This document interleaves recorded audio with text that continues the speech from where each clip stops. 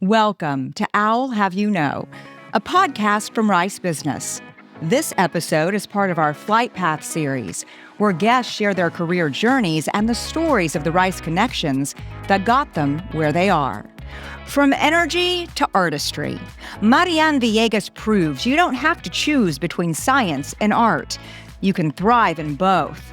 The Rice MBA began her career in petroleum engineering and now leads in the renewable energy space. But when it came time to take a risk and follow a childhood passion, Marian turned to art. Through her newest venture, Mablueart, she creates bold, vibrant works in her studio, weaving together the colors, spirit, and heritage of Texas and Mexico, two places at the heart of her story.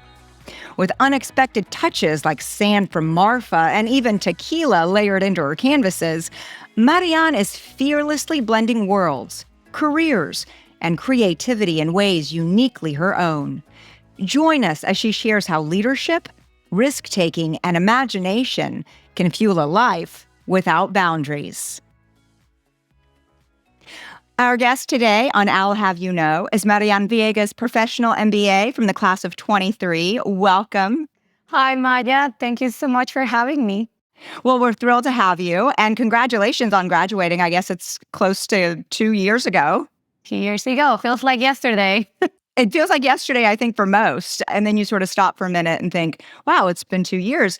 Well, when I was reading your profile, I was just fascinated because you are a petroleum engineer by trade. That's what you went to school for.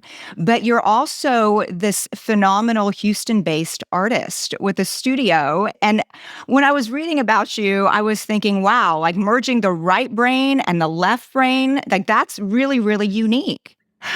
Thank you. Yeah, it's been a journey for sure. And every time that I think about, okay, which side of my brain I like the most, it's kind of hard to say, okay, this one. But I try to just mix the two worlds in one. So that's the way I have fun, I guess, in my corporate job. And also during the weekends when I'm trying to be a full-time artist, but sometimes it's hard. But just mixing these two worlds, it's been so exciting my whole life, to be honest. Well, I really can't wait to jump in and to learn more about your story. So you're currently a senior asset manager for EDP Renewables in North America. And before that, you served as a petroleum engineer for quite a few companies in Houston, and I believe in Mexico as well, which is where you're originally from. Yes, ma'am. I was born in Veracruz, in Coatzacoalcos, Veracruz. It's a small town in this state, Veracruz, which is next to Tabasco. And then I grew up in Tabasco, which is an oil and gas town. That's why I grew up with all these petroleum engineers, this influence, Pemex, the gold era of Pemex. My dad also worked for Pemex his entire life.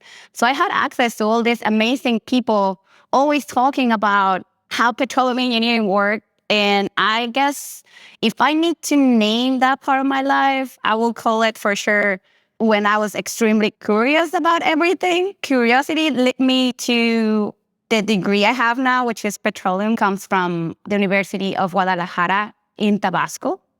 Mm-hmm. I was the second generation to have that petroleum engineering in Tabasco. And I decided to follow that path because Tabasco is huge in oil and gas. So I had the petroleum engineers as teachers pretty much. It was not a conventional professor. It was pretty much the guys drilling in a normal daily basis, teaching us the beauty of engineering, the petroleum engineering. So your dad is also in oil and gas. Is he a petroleum engineer as well? He works in administration. So he's not an engineer by default, but he was leading all the financials for south of Tabasco, which was one of the most important regions of Mexico. So south, which is Tabasco and Ciudad del Carmen, these places are extremely well known for shallow waters, production. So you grew up in this sort of space. Tell me what it was that was fascinating to you. What was that spark for you of where you decided, you know what, this is what I want to do? This is a story that I love to tell everybody because it brings me back to those days, and I miss those days so much. As I mentioned, I grew up in this beautiful town. It's a very small town, Tabasco, Villahermosa, but it's all about oil and gas. every single thing is about oil and gas. So I always love art in a way, always reading art, always painting. I've been painting my whole life in different aspects, but I never thought about that as another source of income in a way, as a business. So I just love art because my mom loved art. She will always tell me these amazing stories about art, places around the world, and I will buy books, read about it, fell in love. But by then, as I knew I wanted something with design, I was willing to probably do something with architecture. But in high school, I got this great class about architecture, and I didn't like it. For me, it was like, no, this is not for me.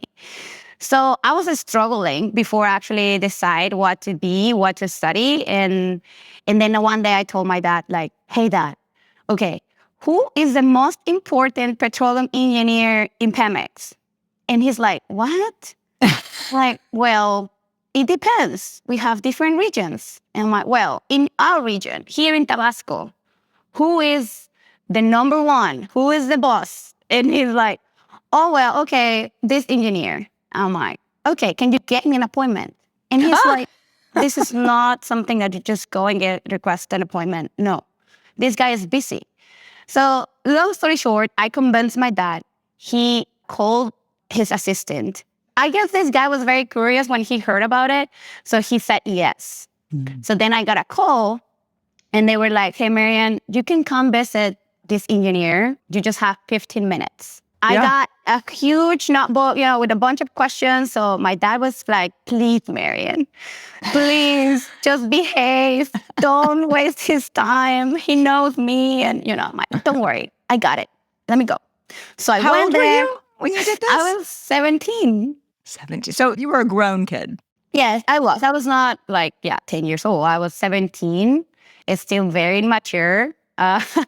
I was just excited. I had no idea about petroleum engineering. I've never heard that before. I had no idea. So I wanted to have a good understanding of that from a guy who was leading an entire organization. So I went there. He was extremely nice.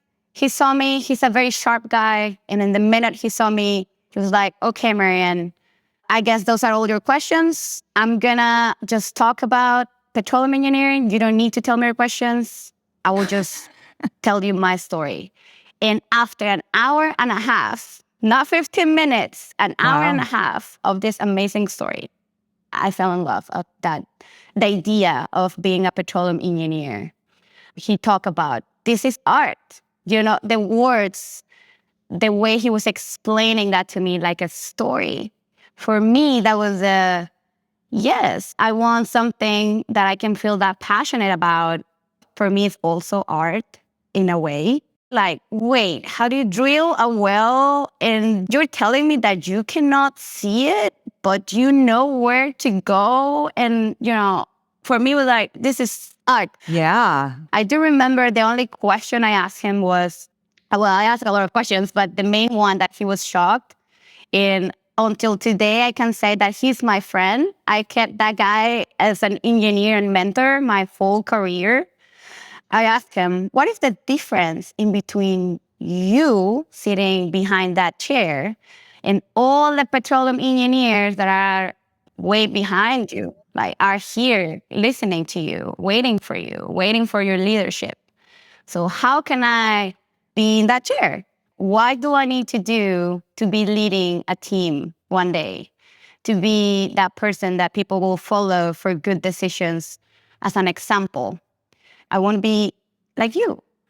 And that led us to that amazing conversation. And he taught me all that I know about leadership in a way. Of course, I also wanted to keep learning. That's why I wanted an MBA. My knowledge was so limited into the general engineering standard. So I wanted to think as, okay, what are the decisions a CEO can make? And the MBA, it's the tool for you to learn that. So at 17, you already knew. You were like, okay, so this is the industry and the field that I'm fascinated by. And kudos to what a phenomenal leader he is to have explained it to you and to really be able to explain it as an art form. So what brought you to the United States?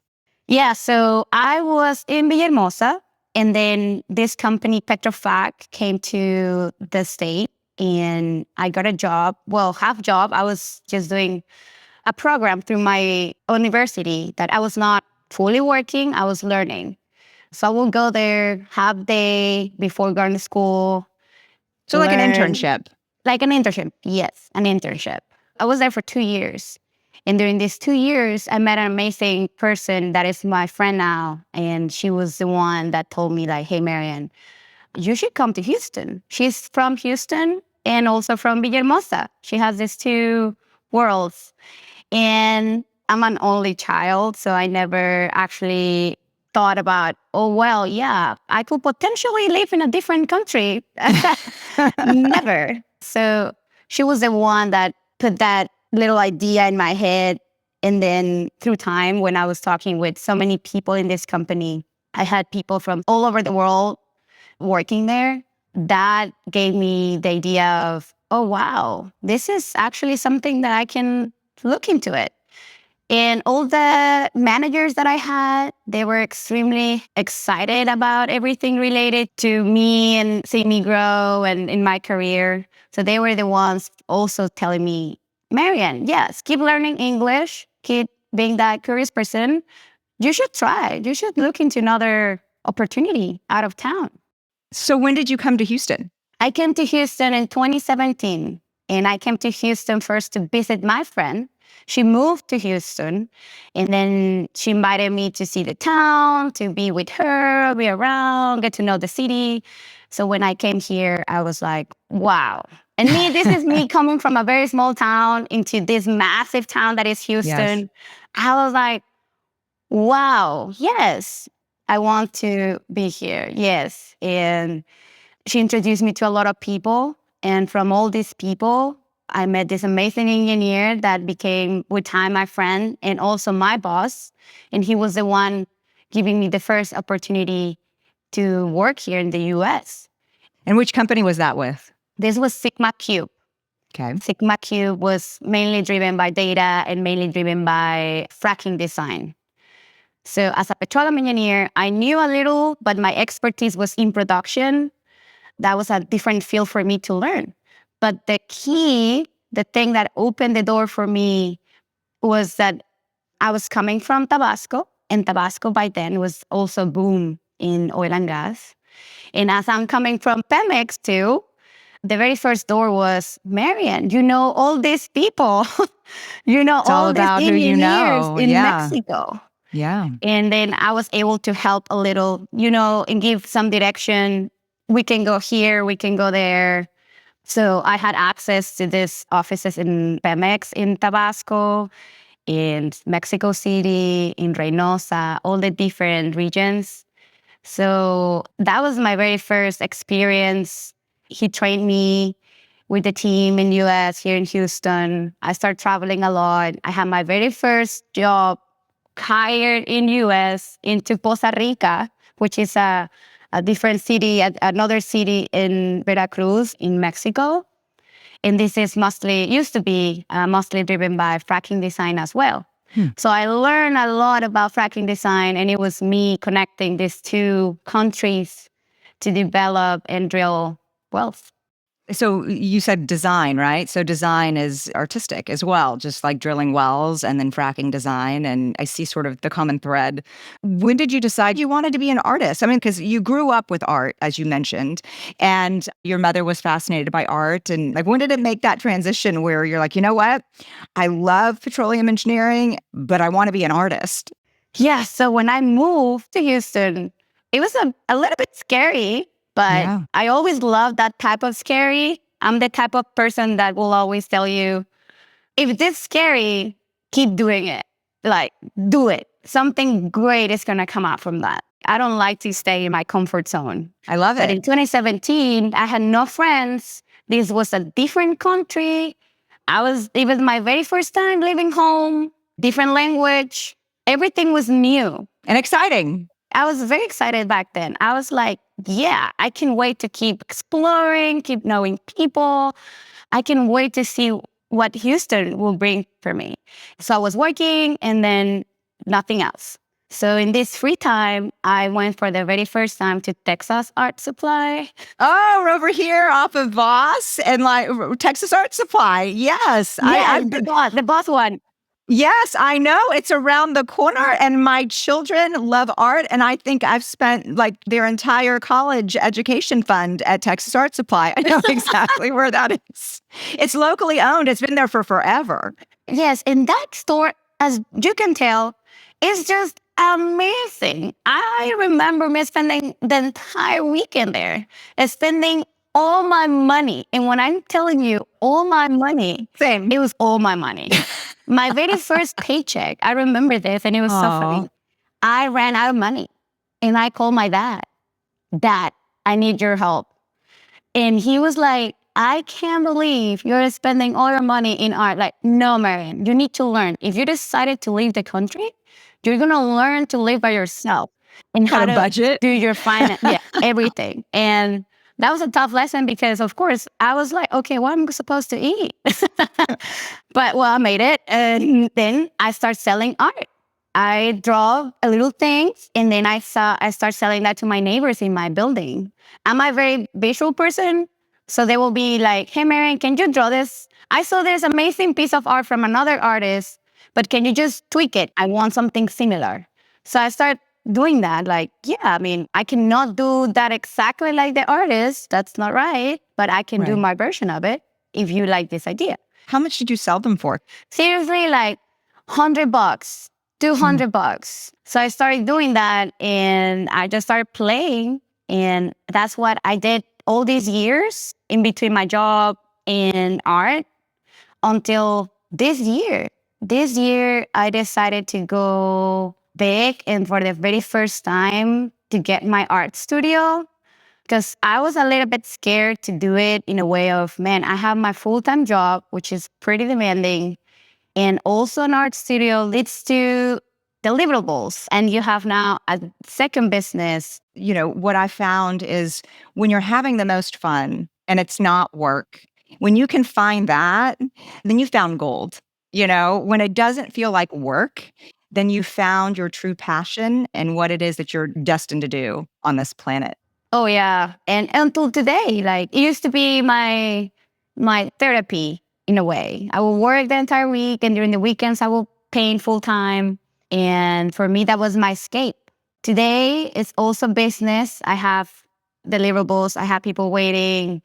And my biggest fear was that, like, at some point, I will just stop enjoying this part of the art world because I needed to deliver. Right. So that's why I guess it took me so long to decide to make it big, as I didn't want to see this as another job. Yes. I wanted to keep painting and seeing this as my therapy. And art is always, for me, the answer. But yeah, I didn't want that to take away that creativity from me. And as today, this park is here still. I'm so excited, painting every weekend. I work from Monday to Friday in this new world, in the renewables world. And during the weekends, I'm a full-time artist. I'm all over the place. I decided this year to go hard in Western. I've been loving it. I've been meeting a bunch of people. We are in Texas. Texas is huge in rodeo. Texas is huge in cowboy style and Western fashion and all this amazing Western surroundings. And I'm just loving it. And when was it that you started exploring graduate school programs and specifically MBA programs? It was during the pandemic, 2020. That was a pretty rough year. And I was very limited in my knowledge as engineer. I couldn't move forward. I couldn't understand in a way how the business worked in a high level.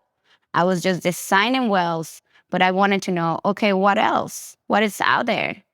So the very first week when I came to Houston, I visited Rice University. The first I week? just walk around. The very first week. Wow. Some friends told me like, oh, you need to go. Rice University is the best university in Texas. I agree. Yeah, 100%. And I went there and oh my God, that university was art to me still, till today.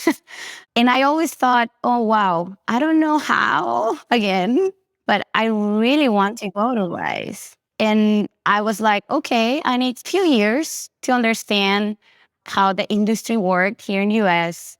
I need to learn. I need to be more mature. I need to get better in my English. I need to understand better how the business works here so I can get a better understanding if I really want this. So in 2020, I don't know, one day I just woke up and I applied.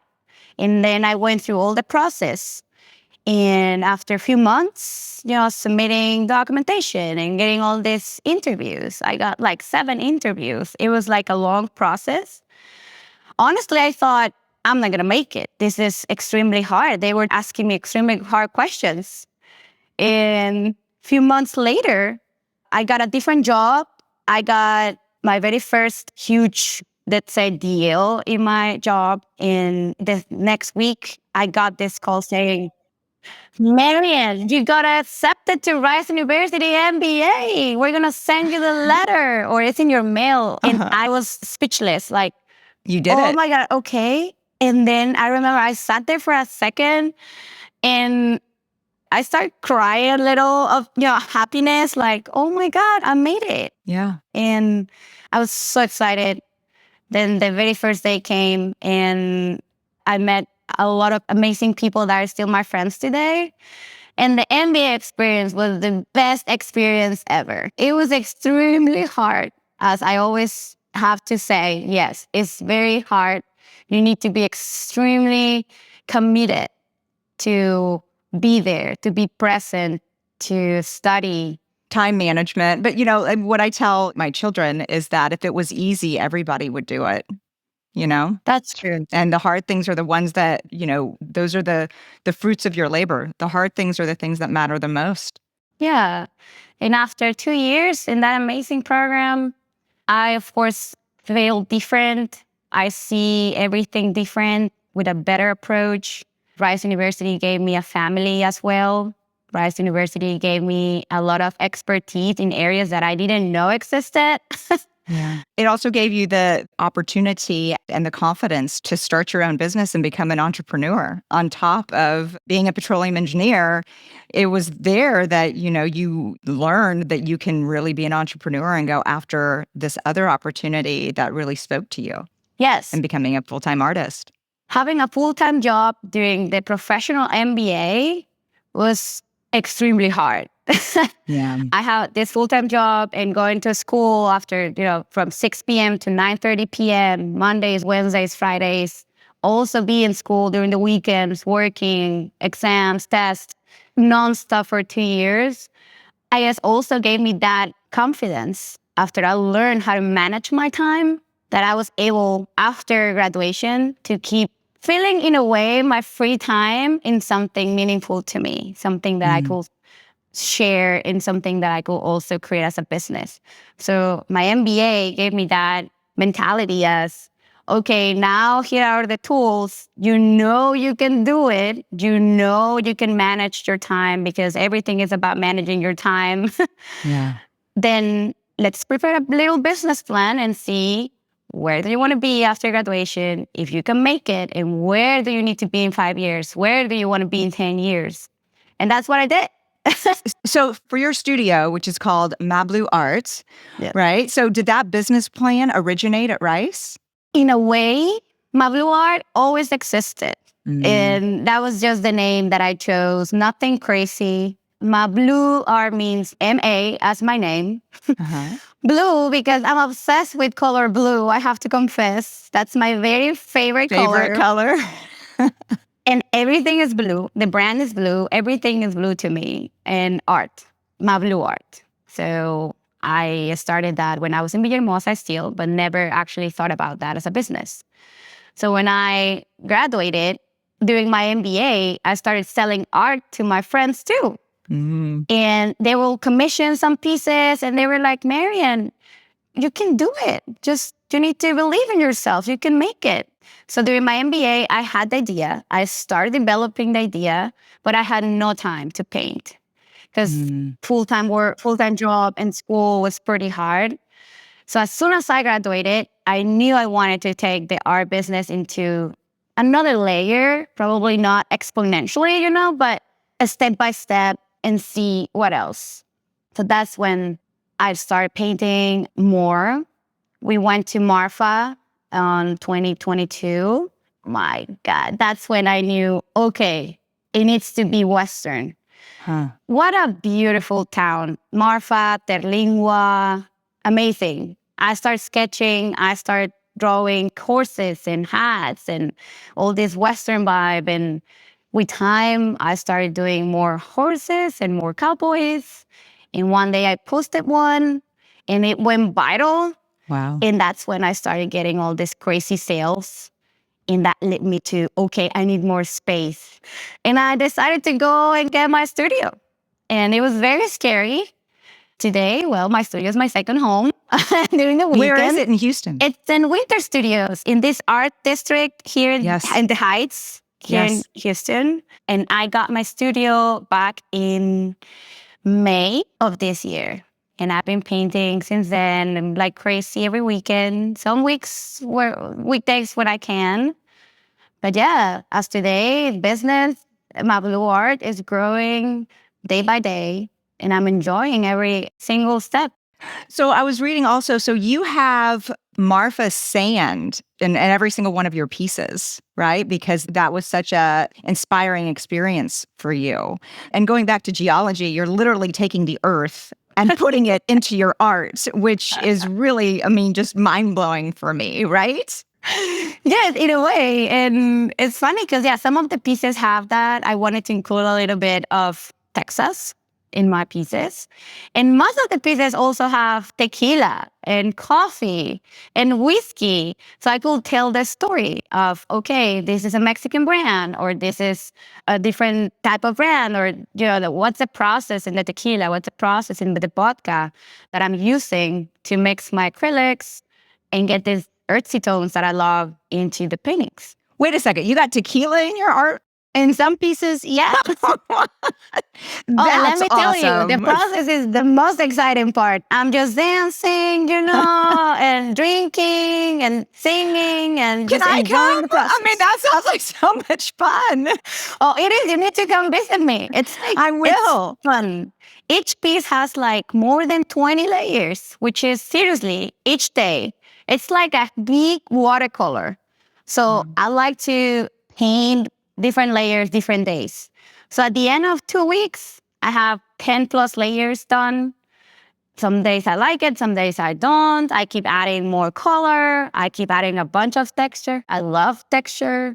Yeah. And I'm always there painting, adding layers and layers and layers. I never know when to stop, which is a problem. I was going to say, when do you know then when it's completed? I always ask artists that question, like, when do you know that it's done? And I guess the answer is you don't ever know. You never know. That's a hard stop.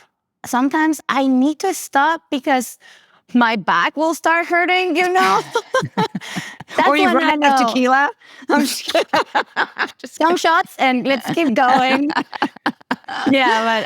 the process is fun. And that's what I try to transmit. When I get some commissions, people come to me as, Marian, I just feel so connected to your art. The way you transmit like happiness, that's what I want in my living room. Or, comments like that for me are the world. Or other comments like, hey, I love the dedication. I love that this is not a piece that you will do in a few hours. You will take like several hours, probably like a month. And I want that piece in my living room to stare at it every day and remind me about the hard work in life and things like that. Yes. I met so many incredible people through art. It's crazy. I love it. So tell me about the vibrant art community here in Houston, and tell me about some of those people that you've met, and about some of your commissions as well. And I'm also wondering if some of your pieces will be in the Moody Art Museum that we have at Rice. That will be amazing. So if someone from the Moody Center is listening to this podcast, please, I'm here. I will be so excited. Yeah. But yeah, our community, amazing. As soon as I moved to this art studio, everything went exponentially to better. All these people that I know and I've been working with all these months are just amazing. I see them all the time. They are very supportive. They help me in so many different ways, how to improve, how to get better. So every day for me, it's a different day, different challenge. I keep learning. I keep adding, trying to look for more ideas, more cowboys in this way. I call this year as my cowboy era. Your cowboy era. Okay, Yes. I like it. This is Marian's cowboy era. Just like with Taylor, huh? She's got her eras and you got yours. I got mine, ma'am. And with this cowboy era, rodeo came to me. I'm now part of the School of Art auction for the rodeo. Oh, which congratulations. is amazing because now I'm about to start to try to get funds for the kids, for the education, the kids in Texas through art. So what are you looking forward to the most? So this is your first year with your studio. And by the way, if anybody's interested in commissioning some art from you or would like to learn more, what's the best way for them to do that? Oh, you can find me on Mablueart.com. That's my website. And also Mablueart in my Instagram. That's where people reach out the most. So I'm always answering. That's only me now. With time, I might need a team. I'm thinking but you might. As now, I want to keep it personal. I talk with every single person. And I got so many beautiful messages about so many different type of people approaching me for, hey, I want this piece of art. I connected too much with this. Or just beautiful messages just to tell me, Marian, I love what you do. Please keep it up. And for me, that's the fuel I need in everything in life, for my work, for my daily life, for art, to be a good friend, to be a good daughter. It's just, let's keep moving. Let's keep being positive. Yes. Well, and that's what sort of jumps out about you to me and to our listeners is you've got so much energy and so much good, positive, hopeful energy that translates into your pieces. And I have a feeling those aren't $100 pieces anymore. Not anymore. I'm so excited. I have prices for everything. And as I learned how business was developing, I learned a lot. I read a bunch of books because the topic of how to price your art, it's a pretty hard topic. Yeah. Of course, you as an artist, is your baby, is your time. You want $10 million, right? But who will say that that's the right price? Like even $100, even $2K, $5K, $10K. Yeah. How do you know? So I've been growing a lot in that aspect, trying to be fair. That goes back to your business classes, right? Yes. That Yes. opportunity cost and all of those other things that we learn about at Rice Business. All the opportunity costs, all the Yeah. business development, all the plan, all the pretty much the value today and the value tomorrow. But yeah, I started with $100 and 500, 1,000. I've been selling pieces for 10,000 now. So it's crazy. Some of them keep growing. Mm-hmm. And it depends. Of course, larger pieces, larger price, larger time, way more time. So yeah, it's been growing. I'm pretty excited. Well, I'm really excited for you. And I was going to ask you, what are you looking forward to the most over these next couple of years? Well, as an artist, my goal is to keep pushing, to keep painting, to keep being out there, expressing everything through art. I want to keep painting. I'm part of this amazing rodeo committee. I'm more involved with the rodeo now, which is opening me a bunch of doors in the Western field, which I love. I have this amazing opportunity coming that I'm about to teach one class at Rice. You are? Yes. Tell me about it. November 1st, please come, mark that in your calendar. I'm going to teach business and art. At Rice? At Rice, yes. I love in it. my classroom, which I love. I'm very excited to do that because I never thought, to be honest, that one day, that little girl from that hometown in Tabasco could have been there in that room teaching a class. Well, as you have said, why not? Why not? Exactly. I keep thinking like that, and the universe and God and a lot of effort put me here. And this is the beginning of so many more things that are coming for me. I will be there looking for them this year. I'm very excited for this class. It's business and art. This is going to be about a little bit general, talking about art in general in a business standpoint. We're going to have one of my good friends that I met in business school, Anna, is going to be talking about her entrepreneurship leadership as well. She's developing a wine can project that is very good. I love her wine. So she's going to be talking about this experience because she also has a full-time job. And then we're going to end up the class painting a little bit with wine. Different wine though, but with wine and gold leaf. And this is so I can explain in a way that we all are artists. Some people will come to me and be like, Marian, I just don't know how to do it. I'm not an artist. I don't know how to paint. And the very first question is always, have you tried it? And the answer is no. And then how do you know that you're not good at that? Skills come with time. It's not that, boom, I'm just an artist from one day to another. No, or we are engineers, or we are what we are today just because. No, it takes time. It requires a lot of commitment and a lot of passion to do something and learn it. So one day you can be in front of people trying to just share that knowledge in a way. So yeah, I mean, your story really is about pushing the envelope and about taking risks and about following your heart. 100%. So anything you'd like to leave our listeners with? Some words of wisdom? Ooh. Words of wisdom. Well, as I always try to stay positive, if you're listening to this podcast, something that I would love you to think about after listening to me for 30 minutes, 40 minutes is you can do it. Whatever you want, you just need to work for it. It's not called luck. You need to really work for it. But if you do it and you do it positive, you're in a positive way, you're going to get it. So just keep it up. Love it. Marian, it has been a pleasure to talk with you, and thank you for sharing your journey and your story. Likewise, Maya. Thank you so much for your time. And I hope to see everybody on this class on November 1st. Thanks for listening. This has been Owl Have You Know, a production of Rice Business. You can find more information about our guests, hosts, and announcements on our website, business.rice.edu. Please subscribe and leave a rating wherever you find your favorite podcasts. We'd love to hear what you think. The hosts of Owl Have You Know are myself, Maya Pomroy, and Brian Jackson.